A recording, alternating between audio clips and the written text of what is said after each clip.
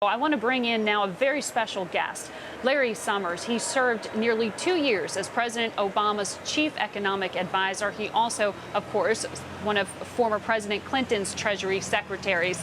He said failure to raise the debt ceiling would lead, quote, to the Lehman event on steroids. He joins us now from Aspen, Colorado.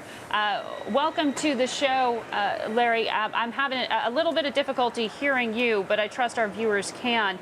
Right off the bat, Treasury Secretary Geithner said that default is off the table. Are you as confident that the politics are there to avoid default? It better be off the table because its consequences would be catastrophic.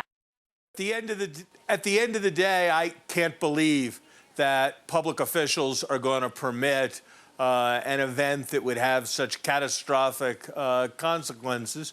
Though I have to say the posturing of some who are prepared to threaten the default of the country to get their way in budget disputes is something that is deeply, deeply disturbing and something that I find almost inexplicable. Look, you can have arguments about what the role of revenues is and what ways we should cut entitlements. There are differences of opinion about how much we should cut spending. I obviously tend to agree with the president for whom I worked, but I respect a wide range of opinions on those questions. Where it seems to me you are descending into a place that responsible political leaders should not go is when you threaten to throw the country into default in order to get your way. Look, my children and I have had disagreements about their spending at college. Maybe I should pay more, maybe they should pay more, maybe they should spend less, but not paying Visa is not really a choice our family has. And it's the same thing for the country. And how you have people who want, on the one hand, to say that banks need to hold less capital, and then on the other hand, say that the country maybe should call into question the possibility of paying its debts, and then they say they're like trying to make the economy work better. I really can't understand that. And I say that as somebody who respects a whole range of views on what should happen with respect to Medicare or what types of Social Security reform are called for. But the financial terrorism threats are untenable. I know you said at this point, you know, you think the media, you think policymakers are too short-term in their view, just get any deal done. I mean, that time is of the essence here. Would you be supportive of one that doesn't include new sources of revenue? Look, I think we need to get, and I think the main thing for the next 2 weeks is getting us past August 2nd.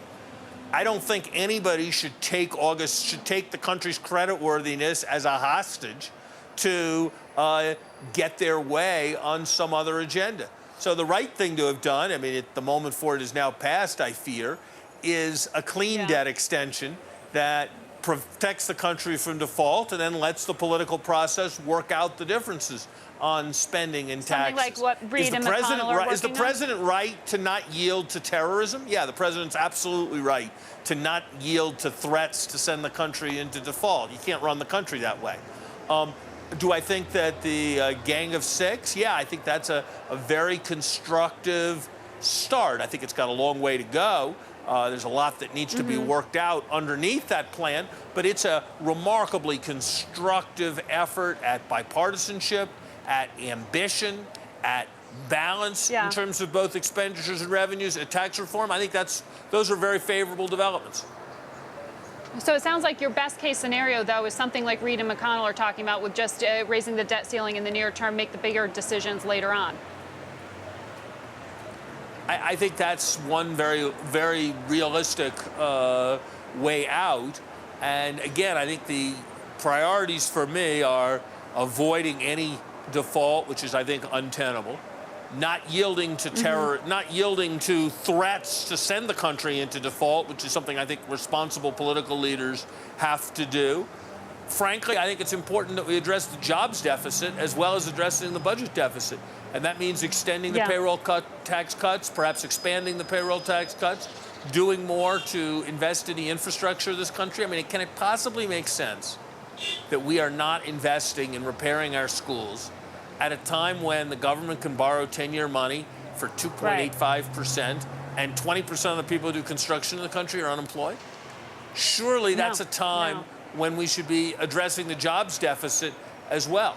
You were talking about the jobs deficit here, your support for further payroll tax holidays. Skeptics say, what does an extra $1,000 in the pocket of a business person do to actually create a job?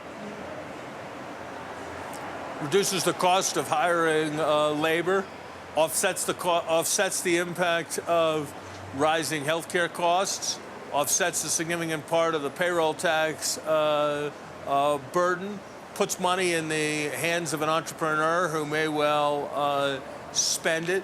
All of those things are constructive in terms of pushing the economy forward. I think it's a fortunate thing that the president was able to negotiate late last fall a budget agreement that included payroll tax cuts. If that hadn't happened, I worry that the economy might be slipping into recession right now. In some of the debate over what to do about the deficit, there's obviously some austerity that would come. Bank of America says cutting spending by $100 billion would reduce GDP by just short of 1%. Are you worried that some of this forced austerity is going to come at the cost of further job loss? Yes. That's why I emphasize the importance of the jobs deficit as well as the budget deficit. That's why the right budget agreement here is going to be a budget agreement that's going to give the economy an impetus in the short run, but is going to lock in now medium-term policies for after the economy recovers that push towards sustainability. Yes, there's a real danger right now that in a fervor of focus on the budget deficit, we will shortchange the economy.